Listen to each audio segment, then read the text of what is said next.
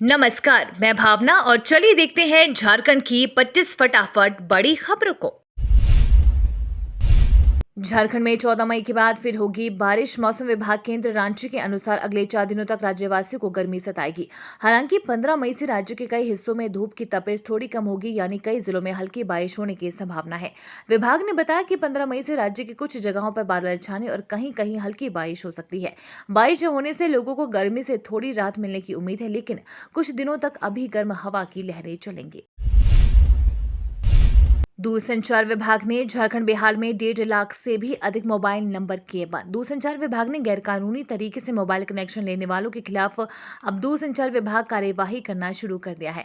पिछले महीने अप्रैल में ही बिहार झारखंड में 1.5 लाख से अधिक मोबाइल नंबर बंद कर दिए हैं। जानकारी के मुताबिक मोबाइल कनेक्शन लेते समय कई तरह की गड़बड़ियां हुई थी। अब विभाग डाटाबेस साफ करने में जुटी है। 6 माह में बड़ी संख्या में सिम बंद किए गए।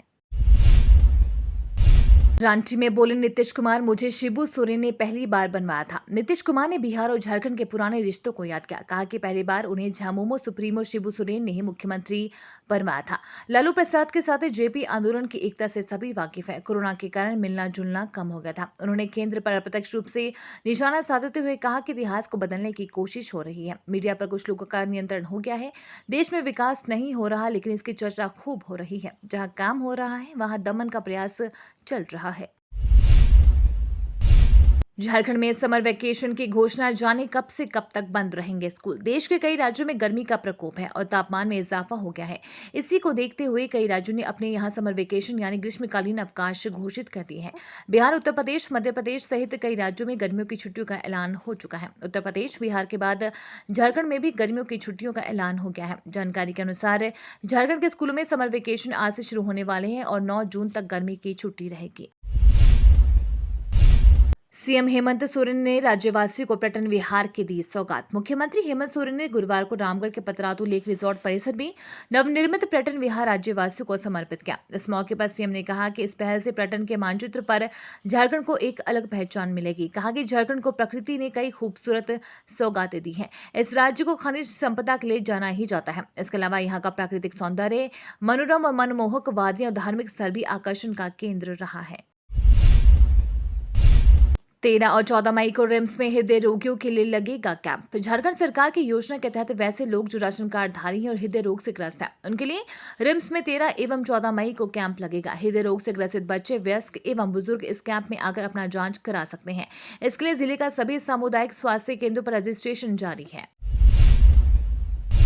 युजवेंद्र चहल ने रचा इतिहास। दुनिया के सभी दिग्गजों को पछाड़ बने आईपीएल के नंबर 1 गेंदबाज। भारत के star leg spinner Yuzvendra Chahal ने आईपीएल में इतिहास रच दिया है। उन्होंने आईपीएल 2023 के 56वें मुकाबले में कोलकाता नाइट राइडर्स के कप्तान नीतीश राणा का विकेट लेते ही एक बड़ा मुकाम हासिल किया। अब वो इस लीग के इतिहास में सबसे ज्यादा विकेट लेने वाले गेंदबाज बन गए हैं। पिछले कई सालों से ये रिकॉर्ड डवान ब्रावो के नाम था, पर अब ये ताज राजस्थान रॉयल्स के गेंदबाज ने अपने नाम कर लिया है। भारत और पाकिस्तान के बीच 15 अक्टूबर को होगा मुकाबला। आईसीसी वनडे विश्व कप 2023 का आयोजन अक्टूबर-नवंबर के महीने में भारत में होने जा रहा है। इस बार विश्व कप की मेजबानी भारत करेगा। ऐसे में बड़ी खबर ये है कि इस विश्व कप का पहला उद्घाटन मैच 5 अक्टूबर को इंग्लैंड और न्यूजीलैंड के बीच होगा। रिपोर्ट्स की माने तो वर्ल्ड कप की शुरुआत इस साल 5 अक्टूबर से होगी। पहला मैच इंग्लैंड और न्यूजीलैंड के बीच होगा और उसके बाद अन्य मैच होंगे। लेकिन बड़ी बात यह है कि इस विश्व कप में भारत और पाकिस्तान के बीच पहला मुकाबला 15 अक्टूबर को होगा। पूजा सिंघल की बढ़ेगी मुश्किलें, करोड़ों की संपत्ति स्थायी रूप से जब्त। एजुकेटिंग अथॉरिटी ने प्लस हॉस्पिटल और डायग्नोस्टिक सहित पूजा सिंघल की 82.77 करोड़ रुपए की संपत्ति को स्थायी रूप से अटैच करने का आदेश दिया है। प्रवर्तन निदेशालय द्वारा संबंधित संपत्ति को पूर्व से ही अस्थायी रूप से अटैच किया जा चुका है। सभी पक्षों को सुनने के बाद अब एजुकेटिंग अथॉरिटी ने स्थायी रूप से जब्त करने का आदेश जारी किया है। रांची की ट्रैफिक पुलिस कर रही है जांच के नाम पर अवैध वसूली। राजधानी रांची में हेलमेट और लाइसेंस के नाम पर ट्रैफिक पुलिस चौक चौराहे पर अवैध वसूली में लगी। अवैध वसूली करने के लिए भुक्तभोगी को ट्रैफिक पुलिस कर्मी पोस्ट के अंदर ले जाते हैं और वहां शुरू होता है मोल भाव। 200 से 1000 रुपए के बीच सौदा तय होता है। जब सौदा तय नहीं होता है तो दी गई पास मशीन से फोटो खींचकर फाइन काट दिया जाता है। वंदे भारत ट्रेन के लिए रांची में तैयारी शुरू, पटना से दिखाई जा सकती है हरी झंडी। झारखंड में रांची पटना वंदे भारत ट्रेन का परिचालन इसी महीने शुरू होने की चर्चा है। रांची रेल मंडल कार्यालय में बैठकों का दौर चल रहा है। अब तक ये बातें सामने आई थी कि इस ट्रेन को रांची से हरी झंडी दिखाकर पहली बार रवाना किया जाएगा। वहीं अब चर्चा चल रही है कि इस ट्रेन को पटना से भी हरी झंडी दिखाई जा सकती है। झारखंड और बंगाल में फिर गरमाने लगा सीमा विवाद। झारखंड और बंगाल के वन विभाग के बीच सीमा विवाद एक बार फिर गरमाने लगा है। जहां एक तरफ बोकारो के सेफ्ती घाटी के ग्रामीण यहां की जमीन को झारखंड का बता रही हैं, तो वहीं दूसरी ओर बंगाल के फॉरेस्ट रेंजर्स इस जमीन पर अपना दावा ठोक रही हैं। झारखंड और बंगाल के वन विभाग के बीच सीमा विवाद सालों से जारी है और आज तक इस विवाद को खत्म नहीं किया जा सका है। झारखंड से साउथ इंडिया आना जाना हुआ आसान समर स्पेशल ट्रेन का ऐलान। गर्मी छुट्टी पर साउथ से घर लौटने वालों के लिए अच्छी खबर है। फिलहाल गर्मी की छुट्टी का सीजन है, साथ ही लगन भी जोरों पर है। ऐसे में लोग ज्यादा यात्रा करते हैं। वहीं लोगों की सुविधा के लिए भारतीय रेलवे की ओर से कई समर स्पेशल ट्रेन की घोषणा की गई है। इसी कड़ी में जैसे डी चित्तरंजन धनबाद बोकारो रांची के रास्ते Hyderabad Raxaul summer special train के परिचालन का फैसला लिया गया है। सुप्रीम कोर्ट के फैसले के बाद एक्शन में केजरीवाल सरकार। गुरुवार को दिल्ली की आम आदमी पार्टी की सरकार के लिए सुप्रीम कोर्ट से बड़ी राहत मिली है। सुप्रीम कोर्ट ने साफ कर दिया है कि दिल्ली का बॉस चुनी हुई सरकार और मुख्यमंत्री ही है। कोर्ट के इस फैसले के बाद मुख्यमंत्री अरविंद केजरीवाल ने इसे जनता और न्याय की जीत बताई थी। वहीं कोर्ट का यह फैसला केंद्र सरकार और राज्यपाल के लिए एक बड़ी हार मानी जा रही है। कोर्ट के द्वारा फैसला सुनाए जाने के बाद अरविंद केजरीवाल ने कहा था कि राज्य में बहुत बड़ा प्रशासनिक फेरबदल होगा।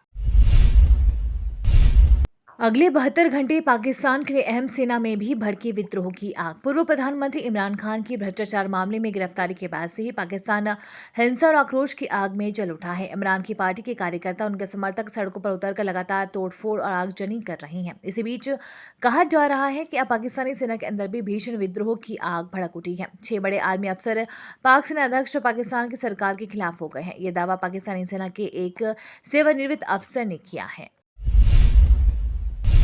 नेता प्रतिपक्ष नियुक्ति मामले में किसे कितना अधिकार, हाईकोर्ट में 16 मई से सुनवाई। नेता प्रतिपक्ष की नियुक्ति के मामले में अब स्पीकर हाईकोर्ट के अधिकारों पर सुनवाई होगी। इसके लिए 16 मई की तिथि निर्धारित की गई है। गुरुवार को मामले की सुनवाई के दौरान विधानसभा सचिव अदालत में हाजिर हुए। उन्होंने हाईकोर्ट को बताया कि बीजेपी ने बाबूलाल मरांडी के नाम नेता प्रतिपक्ष के रूप में भेजा था, लेकिन दल बदल का मामला रहने के कारण स्पीकर ने दूसरे का नाम देने को कहा था, लेकिन बीजेपी ने दूसरा नाम नहीं भेजा।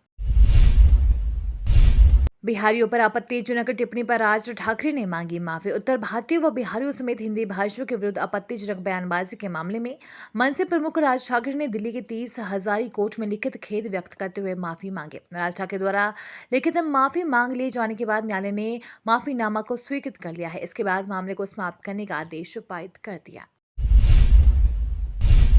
पीएम मोदी का आज गुजरात दौरा। 4400 करोड़ रुपए की परियोजनाओं को करेंगे लॉन्च। प्रधानमंत्री नरेंद्र मोदी आज गुजरात के दौरे पर रहने वाले हैं। इस दौरान वो कुछ परियोजनाओं का शिलान्यास, उद्घाटन करेंगे। गुरुवार को एक आधिकारिक बयान में कहा गया कि पीएम मोदी आज गुजरात का दौरा करेंगे और गांधीनगर में लगभग 4400 करोड़ रुपए की परियोजना का उद्घाटन और शिलान्यास करेंगे।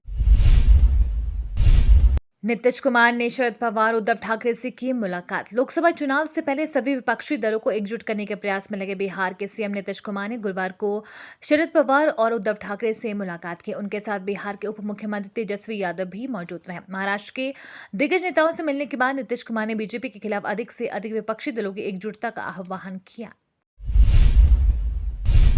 कर्नाटक के नतीजे 2024 के लोकसभा चुनाव को करेगा प्रभावित, क्या बीजेपी की बढ़ेगी मुश्किलें। कर्नाटक चुनाव का नतीजा 2023 में होने वाले राज्यों के विधानसभा चुनाव के साथ साथ 2024 के लोकसभा चुनाव को भी प्रभावित करेगा। राहुल गांधी की भारत जोड़ो यात्रा के बाद कांग्रेस उनकी गंभीर नेता की छवि के तौर पर पेश कर रही है। दक्षिण भारत में इसके असर का दावा कांग्रेस कर रही है। अगर कर्नाटक में कांग्रेस को जीत मिलती है तो राहुल गांधी की यात्रा को सफलता से भी जोड़ा जाएगा और बीजेपी को नुकसान हो सकता है।